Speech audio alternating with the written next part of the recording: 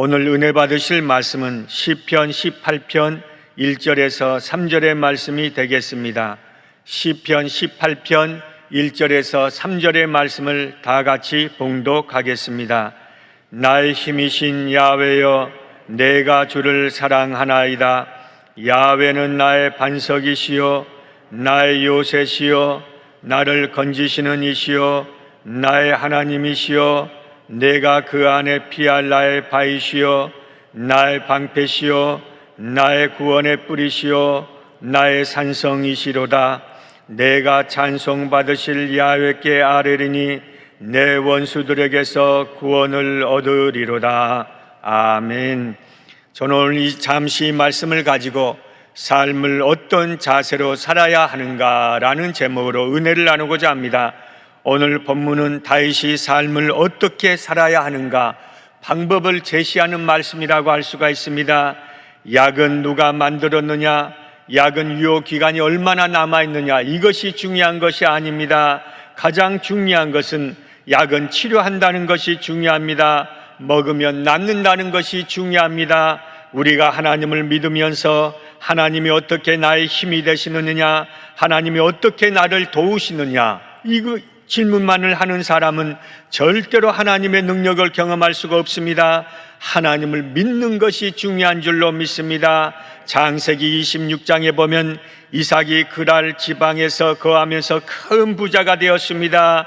블레셋 사람들이 시기합니다. 그들은 아브라함이 파놓은 우물을 모조리 막아버립니다. 이삭은 다른 곳에 가서 다시 우물을 팝니다. 이때 그랄 목자들이 자기 것이라고 또 싸움을 걸어옵니다.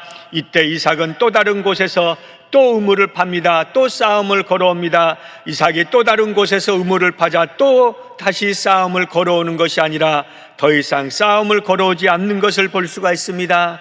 하나님의 도우심을 받은 인생은 무엇을 하든지 잘 되는 줄로 믿습니다. 하나님의 능력으로 사는 사람은 어떤 일을 하든지 형통하게 됨을 믿으시기를 주의 이름으로 간절히 축복합니다. 인간의 과학이 아무리 발전했다 할지라도 인간의 근본적인 문제가 해결 안 되면 절대로 인생은 행복할 수가 없는 것입니다. 사람들은 대부분 이 세상을 살아갈 때 순탄하고 안정되게 살길 원합니다. 그러나 우리가 살아보면 실제로 인생이라는 것은 절대로 그렇지 않습니다.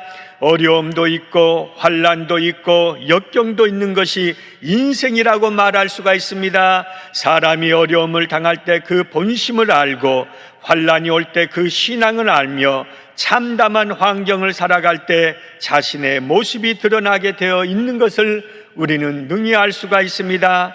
나무가 여름철에 무성하게 자라지만 나무를 단단한 나무로 만드는 것은 여름이 아니라 찬바람이 불고 된소리가 내리는 혹독한 겨울 날씨가 되는 것처럼 어려움이란 우리를 망하게 하는 것이 아니라 오히려 강한 면역성을 길러줌으로 말미암아 연단과 시련을 통해서 우리의 삶이 더 복으로 인도하는 줄로 믿습니다.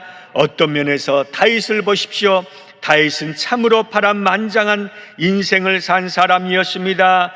여름이 별로 없었습니다. 가을이 별로 없었습니다. 그의 인생은 수많은 겨울뿐인 인생이었습니다. 가난한 농부의 아들로 태어났습니다. 그런 그가 왕권을 잡고 이스라엘을 다스리는 전무한 왕이 되었으니 그가 왕이 오를 때까지 얼마나 파란만장한 인생을 살았겠습니까? 그는 어떤 면에서 역경의 주인공이라고도 할 수가 있었습니다. 그러나 중요한 것은 결국에는 역사에 우뚝 솟는 위대한 하나님의 사람이 되어 있다는 것입니다. 그 이유가 어디에 있습니까?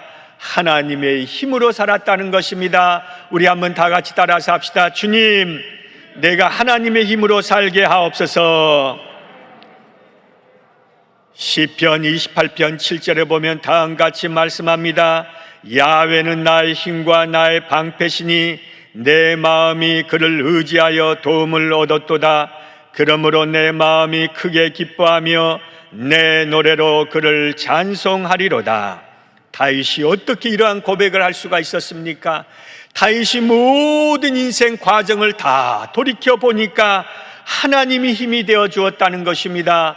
하나님이 방패가 되어 주었기 때문에 그는 기뻐하고 찬송할 수 있었다는 것입니다. 한마디로 말하면 하나님이 주신 힘으로 살았다는 것입니다. 사랑하는 성도 여러분, 우리가 이 새벽에 왜 나옵니까?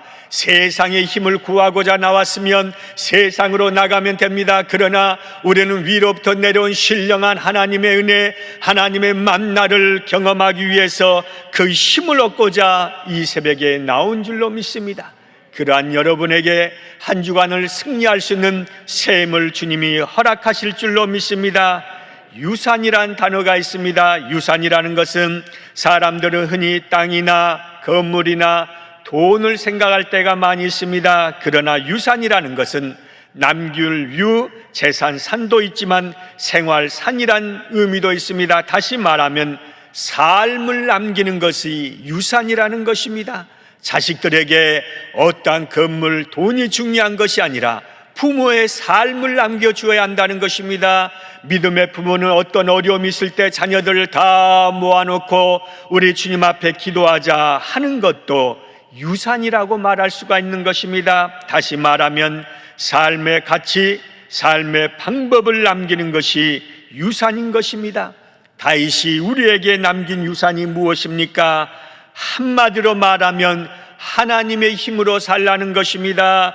다윗이 그 많은 것을 경험하고 인생을 살아보니까 다윗에게 남는 딱 한 가지 힘은 하나님의 힘이었다는 것입니다.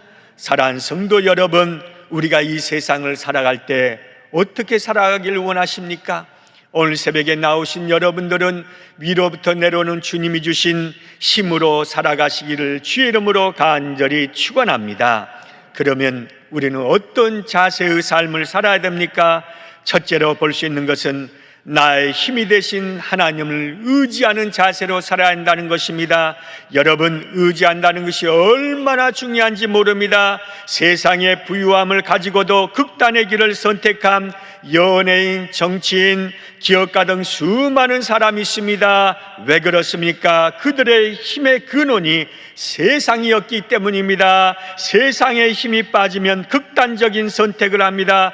그러나 성도들은 답답한 일을 만남에도 불구하고 낙심하지 않고 절망하지 않고 꿋꿋이 이겨낼 수 있는 비결이 어디 있습니까? 주님이 주신 하나님을 의지하는 힘이 있기 때문인 줄로 믿습니다.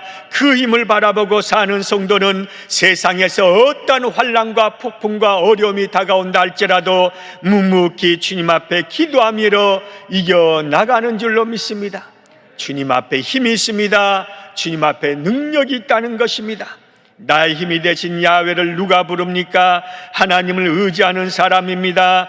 그 사람은 환난을 당하나 역경을 당하나 가난하나 어떠한 경우에도 하나님이 나의 힘이 되심을 알고 있기 때문에 늘 승리를 경험하게 될 줄로 믿습니다. 어떠한 면에서 다윗의 고백이 이 고백이기도 합니다. 그는 어떤 어려운 환경 속에서도 끝까지 하나님의 힘을 믿고 의지하면 변함이 없었다는 것입니다. 이것이야말로 그의 생을 움직이는 무서운 힘이었습니다. 하나님을 의지하는 사람 승리합니다. 하나님을 의지하는 사람 하나님께서 능력을 허락하심으로 말미암아 무한한 감사가 이루어지는 줄로 믿습니다. 사도 바울은 뭐라고 이 힘을 고백합니까? 고린도후서 4장 8절에 보면 다음같이 고백합니다. 우리가 사방으로 우겨쌈을 당하여도 쌓이지 아니하며 답답한 일을 당하여도 낙심하지 아니하며. 우리가 인생을 살아보니까 사방으로 우겨쌈을 당할 때가 얼마나 많이 있습니까? 답답한 일을 당할 때가 얼마나 많이 있습니까? 그런데 오늘 이 시간까지 견뎌왔습니다. 이 시간까지 이겨왔습니다. 그 이유가 어디에 있습니까? 주님 의지하고 살았기 때문인 줄로 믿습니다. 사랑하는 성도 여러분, 우리 자녀에게 무엇을 남겨주길 원합니까? 매스컴에서 나오는 모든 소식들이 대통령이 중요한 것이 아니라 그 사람이 중요한 것이다, 이것을 말하고 있지 않습니까? 이러한 시기에 우리 자녀들에게 남길 귀한 유산은 평생에 하나님을 의지하며 살라고 가르쳐 주는 것인 줄로 믿습니다. 이런 고백이 어떻게 가능합니까? 하나님을 의지하는 힘 때문인 것입니다. 답답한 일이란 무엇을 의미하는가 하면은 당황하여 어쩔 줄 몰라 하다는 의미가 있습니다. 여러분, 누구나가 한 번쯤 이러한 일을 경험하지 않습니까? 이러한 일을 경험하기 전에 혹시나 이러한 경험을 하고 있는 분이 계시다면 더 하나님을 의지하고 또 의지하고 또 의지하시길 바랍니다. 사람에게는 세 가지 힘이 있습니다. 육체적인 힘이 있습니다. 이것은 먹어야 합니다. 건강해야 합니다. 체력을 단련해야 하는 것입니다. 내가 한참 운동할 때는 역기를 120kg에서 130kg를 들었습니다. 한 번은 내가 운동을 하고 있는데 어떤 젊은이가 100kg도 안 되는 역기를 끼어끼어 하고 들고 있어요. 그래서 내가 한번 들어보겠다고 딱 드는 순간 역기에 깔려서 주님이 부르시는 줄 알았어요. 여러분, 사람의 힘, 육체의 힘, 때가 되면 다 사라지고 마는 것입니다. 또한 인간적인 힘이 있습니다. 힘 있는 사람, 권세 있는 사람, 의존하는 힘을 인간적인 힘이라고 말하는데 이것도 길어봐야 몇 년에 불과합니다. 또한 영적인 힘이 있습니다. 영적인 힘은 위로부터 주님이 주신 힘, 사람이 알 수 없는, 세상 사람이 경험하지 못한 하늘로부터 내려온 놀라운 힘인 줄로 믿습니다. 오늘 사랑하는 성도 여러분, 우리는 이 힘을 통해서 살아야 될 줄로 믿습니다. 여러분은 어떠한 힘을 얻고 살아가고 있습니까? 육체의 힘입니까? 인간의 힘입니까? 아니면 영원한 하나님을 의지하는 영적인 힘입니까? 하나님을 의지하는 영적인 힘을 의지하시길 바랍니다.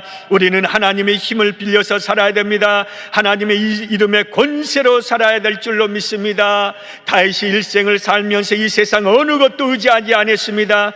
그는 힘이 없는 사람이었습니다. 가난한 양치기였습니다. 육체의 힘을 믿지 아니했습니다. 능력과 재주가 없었습니다. 무능한 사람이었습니다. 그러나 그가 믿는 구석이 있었습니다. 그것은 무엇입니까?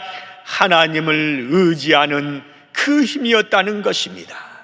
다윗이 약자였지만 강자였습니다. 다윗은 무능한 자였지만 능한 자였습니다. 왜 그렇습니까? 하나님의 힘을 의지했다는 것입니다. 사랑하는 성도 여러분, 하나님의 힘을 의지하시길 바랍니다. 의지하고 또 의지하고 또 의지함으로 말미암아 세상이 도움을 줄 수 있는 그 힘을 하나님께로부터 얻기를 주의 이름으로 간절히 축복합니다. 두 번째로 볼 수 있는 것은 내가 주를 사랑한다고 고백하는 자세입니다.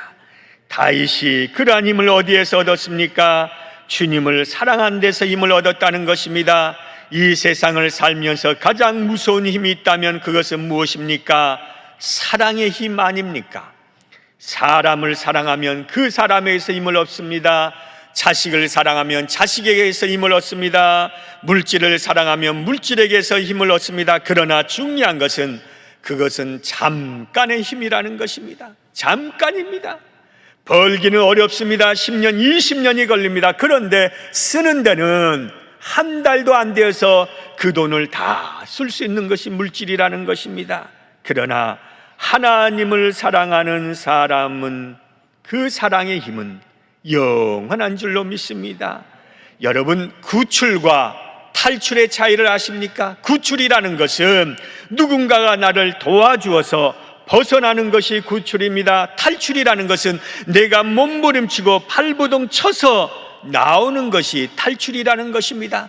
세상 사람과 믿는 사람의 사는 방식이 다릅니다. 세상 사람은 탈출을 하기 위해서 새벽부터 밤늦게까지 몸부림치면서 살아갑니다. 그러나 우리 예수 믿는 사람은 주님이 건져주심으로 말미암아 평안하게 인생을 살아가는 줄로 믿습니다. 주님의 강력한 손길이 나를 구출해 주시면 내가 10년, 20년 걸릴 것도 한순간에 이루어지는 줄로 믿습니다. 우리가 왜 예수님을 믿습니까? 탈출하기 위해서 예수를 믿는 것이 아니라 주님의 능력의 힘에 의해서 구출받기 위해서 예수를 믿는 줄로 믿습니다. 그 은혜가 이번 한 주간 저와 여러분에게 넘쳐지기를 주의 이름으로 간절히 축복합니다. 우리가 어려움을 당할 때 무엇을 의지할 수가 있습니까? 어려움을 당해 보면 압니다.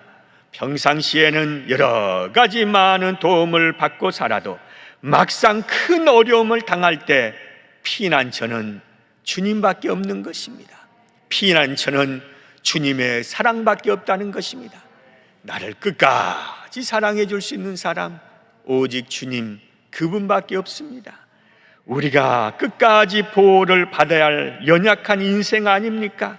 그 누가 건강을 장담하고 물질에 대해서 장담하고 자기의 삶에 대해서 장담할 수 있는 사람이 있겠습니까? 아무도 없습니다. 그래서 인생은 나약해서 그 어떠한 것보다 끊임없이 돌봄을 받고 살아가야 하는 존재인데, 그 돌봄이 주님의 사랑밖에 없는 줄로 믿습니다. 마지막까지 우리를 사랑할 분은 주님밖에 없습니다. 그래서 로마서 8장 35절에 다음같이 말씀합니다. 누가 우리를 그리스도의 사랑에서 끊으리요? 환난이나 공고나 박해나 기근이나 적신이나 위험이나 칼이라. 세상의 어떠한 어려움도 하나님의 사랑에서 우리를 끊을 수 없다는 것입니다. 우리가 왜 승리한 백성인지 아십니까? 왜 우리가 승리한 성도인지 아십니까? 세상의 그 어떠한 것도 우리를 주님의 사랑에서 끊을 수 없기 때문에 우리는 승리한 성도인 줄로 믿습니다. 오래전에 홀리데이라는 영화가 나왔습니다. 그 영화의 주인공인 강영일 씨가 투고한 글을 보면 그는 수십억을 횡령한 사건을 저지른 사람이었습니다. 12명이 이감 중이던 호송 차량을 탈취해 도망가다가 어떤 사람은 곤충으로 자살해 죽고 어떤 사람이 유리로 자신의 목을 찔러 죽였습니다. 이 강영일 씨는 경찰에 붙잡혔지만 감옥에서 예수님을 만났습니다. 주님의 은혜가, 주님의 사랑이 너무나 좋았습니다. 읽은 모범수로 하루에 몇 시간씩 성경을 필사하고 하나님의 말씀을 묵상하면서 살다가 빛에서 어둠의 자녀에서 빛의 자녀로 변화되었습니다. 그리고 나서 그는 이렇게 고백합니다. 탈주범인 저도 하나님의 사랑 때문에 모범수가 되었고 하나님 안에서 미래의 소망을 간직하며 삽니다. 저와 같은, 아니 저보다 더 큰 어려움과 절망 속에서 계신 분이라도 예수님을 믿고 의지하면 죽기까지 우리를 사랑하신 주님께서 인도해 주십니다. 하나님의 사랑을 고백한 줄로 믿습니다. 내가 주님을 사랑한다고 고백하는 사람, 하나님의 사랑을 체험합니다. 내가 주님을 사랑한다고 고백하는 사람은 하나님의 능력을 소유한 백성인 줄로 믿습니다. 성경에 보면 하나님의 예언자 호세아에게 말씀합니다. 너는 바람기 있는 아내를 맞아 자녀를 낳으라고 합니다. 고멜을 호세아는 아내로 맞이합니다. 그러나 아내는 정부와 놀아나 도망갑니다. 하나님이 호세아에게 또 말씀합니다. 도망간 아내를 다시 사랑하라고 말씀합니다. 이것은 바로 하나님이 이스라엘 백성을 얼마나 사랑하시는가를 바로 예표하는 말씀이라고 할 수가 있습니다. 다시 말하면 하나님이 얼마나 우리를 사랑하신가 말씀하고 계시는 것입니다. 우리가 범죄해서 하나님 앞에 실수해서 하나님의 사랑을 떠난다 할지라도 하나님은 끝까지 우리를 변함없이 사랑하고 계신다는 것입니다. 사랑하는 성도 여러분, 그 사랑 안에 거하시기를 바랍니다. 성경에 보면 하나님이 우리를 위하시면 누가 우리를 대적하리요? 따라서 합시다. 하나님이 나를 위하시면 누가 나를 대적하리요? 하나님이 나를 위하시면 모든 것이 합력하여 선을 이룬 줄로 믿습니다. 하나님의 사랑을 입은 자 모든 것을 얻게 됩니다. 하나님이 우리를 사랑하시니 대적자가 없다는 것입니다. 그러므로 사랑하는 성도 여러분, 남편의 사랑, 아내의 사랑, 자식의 사랑, 며느리 사이의 사랑보다 하나님 사랑에 흠뻑 젖으시기를 주의 이름으로 간절히 축복합니다. 마지막 세 번째로 볼 수 있는 것은 찬송 받으실 하나님께 아뢰는 자세입니다. 시편 18편에 보면 18편 3절에 보면 다음같이 말씀합니다. 내가 찬송 받으실 야훼께 아뢰리니 내 원수들에게서 구원을 얻으리로다. 여러분, 찬송 받으실 야훼께란 말씀은 모든 목적이 하나님께 있다는 것입니다. 우리의 삶의 모든 영광을 하나님이 받으셔야 된다는 것입니다. 사도 바울은 사는 목적을 뭐라고 고백합니까? 내가 살아도 죽어도 주를 위하여 죽나니. 이 고백이 바울 선생님의 고백이었습니다. 사람의 모든 목적이 하나님께 있어야, 하늘에 있어야 인생 사는 것이 헛되지 않지, 땅에 있으면 사는 것이 헛되는 것입니다. 남는 것은 빈손밖에 없다는 것입니다. 세상의 명예, 돈, 지위가 목적인 사람은 이것이 없어질 때 어떻게 하나 절망합니다. 그러나 하나님을 찬양하며 사는 사람은 낙심하는 일이 없습니다. 쓰러지는 일이 없습니다. 좌절하는 일이 없습니다. 오로지 있는 것은 무엇입니까? 또 일어나고 또 일어나게 되는 줄로 믿습니다. 성경에 보십시오. 여호사밧이 유다를 다스릴 때 모압과 암몬과 에돔 사람이 연합해서 공격해 옵니다. 이때 여호사밧과 백성들이 예루살렘에 모여서 금식하며 하나님께 도움을 구합니다. 이때 하나님께서 이 전쟁에서 승리했다는 확신을 주십니다. 그러자 여호사밧은 찬양대를 조직하여 부대 선두에서 찬양하게 합니다. 하나님께 감사하세, 하나님께 감사하세, 자비하신 하나님 감사하세 하고 찬양합니다. 이 찬양을 들은 모든 적군들이 서로 분열하여 서로 죽이고 맙니다. 찬양대가 적진에 도착해서 보니 모든 것은 다 적군들은 죽어 있고 시체만 쌓여 있습니다. 전리품을 거두는데 3일간이 걸렸다는 것입니다. 사랑하는 성도 여러분, 어려울 때, 힘들 때 우리가 할 수 있는 것이 무엇입니까? 찬양 아니겠습니까? 찬양하면 대적이 물러가는 줄로 믿습니다. 다윗을 보십시오. 왕입니다. 왕이면 얼마나 채통을 지켜야 됩니까? 그런데 바로 하나님의 법궤가 뜰에 들어오자 다윗이 좋아서 춤을 춥니다. 너무나 좋아서 바지가 내려가는 것도 모르고 덩실덩실 춤을 춥니다. 이것을 보고 있던 아내가 왕이 채통도 없이 무엇합니까? 하고 말합니다. 그러나 하나님 앞에 채통을 지키지 않고 춤을 추며 찬양하던 다윗은 만세수를 누리고 질체가던 아내는 그만 하나님의 책망을 듣고 말았다는 것입니다. 사랑하는 성도 여러분, 찬양하면 좋은 일이 일어납니다. 찬양하면 하나님이 새 힘을 주신 줄로 믿습니다. 세상을 이길 힘은 어디에 있습니까? 우리가 찬양할 때 하나님께서 새 힘을 주신 줄로 믿습니다. 말씀의 결론을 맺고자 합니다. 여러분 가운데 불의 장수가 나고 음부의 줄이 두르고 사망의 올무가 이른 성도가 있습니까? 나의 힘이 되신 하나님을 의지하십시오. 그분을 사랑하며 그분을 찬양함으로 말미암아 능히 승리하는 한 주간 되시기를 주님의 이름으로 간절히 축복합니다. 기도하겠습니다. 하나님 아버지, 감사합니다. 우리가 이 험한 세상을 살아가면서 정말로 믿고 의지하고 우리의 힘이 되신 분은 주님밖에 없는 줄로 믿사오니 주님을 의지하면서 늘 살아갈 수 있도록 인도하여 주옵소서. 주님 앞에 귀한 힘을 봉헌했사오니 손길마다 복을 허락하여 주시사 주님의 넘치신 축복의 역사가 이루어지게 하여 주옵소서. 예수님 이름으로 기도하옵나이다. 아멘. 하늘에 계신 우리 아버지여, 이름이 거룩히 여김을 받으시오며 나라가 임하옵시며 뜻이 하늘에서 이루어진 것 같이 땅에서도 이루어지이다. 오늘 우리에게 일용할 양식을 주시옵고 우리가 우리에게 죄 지은 자를 사하여 준 것 같이 우리 죄를 사하여 주시옵고 우리를 시험에 들게 하지 마시옵고 다만 악에서 구하시옵소서. 나라와 권세와 영광이 아버지께 영원히 쌓옵나이다. 아멘.